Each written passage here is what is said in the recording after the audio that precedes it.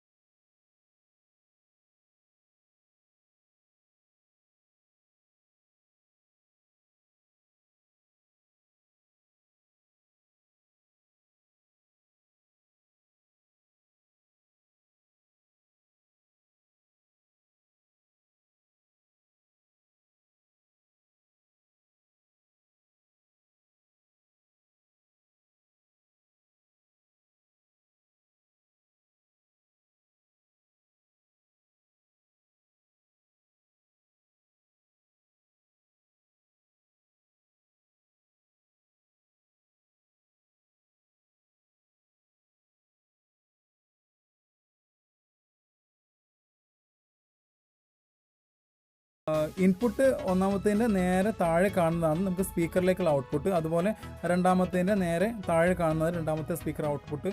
അങ്ങനെ തന്നെ മൂന്നാമത്തേൻ്റെ നേരെ താഴെ കാണുന്നത് മൂന്നാമത്തെ സ്പീക്കറിൻ്റെ ഔട്ട്പുട്ട്.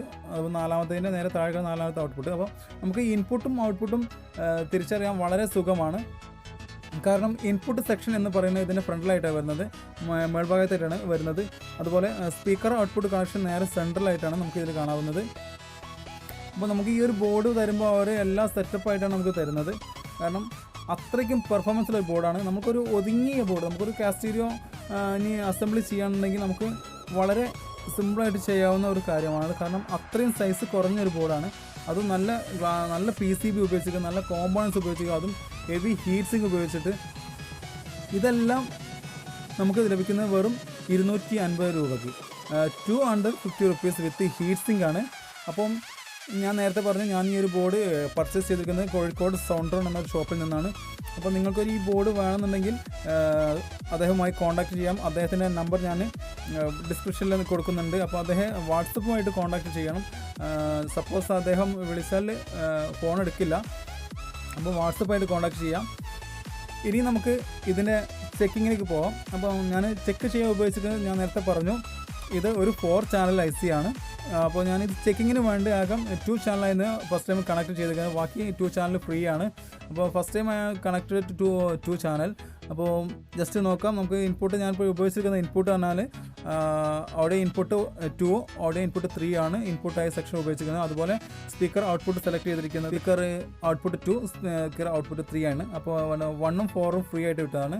അപ്പോൾ ജസ്റ്റ് ചെക്ക് ചെയ്യാൻ വേണ്ടി മാത്രമാണ് ഞാനിങ്ങനെ കണക്ട് ചെയ്തിരിക്കുന്നത്. ഇനി നമുക്ക് ജസ്റ്റ് ഒന്ന് നോക്കാം ഇതിൻ്റെ പെർഫോമൻസ് എങ്ങനെയുണ്ടെന്ന്. അപ്പോൾ നിങ്ങളൊന്ന് ശ്രദ്ധിക്കേണ്ട കാര്യം എന്താ വെച്ചാൽ ഞാനിപ്പോൾ ഈ ഒരു വീഡിയോ ചെയ്തിരിക്കുന്ന ഒരു മൊബൈൽ ഫോണിലാണ്.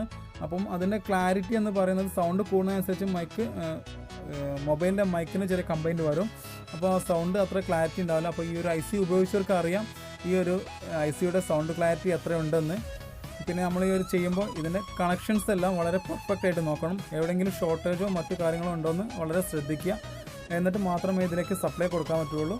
അപ്പോൾ ഇനി നമുക്ക് ജസ്റ്റ് ഇതൊന്ന് കണക്ട് ചെയ്യാം. ഓക്കെ.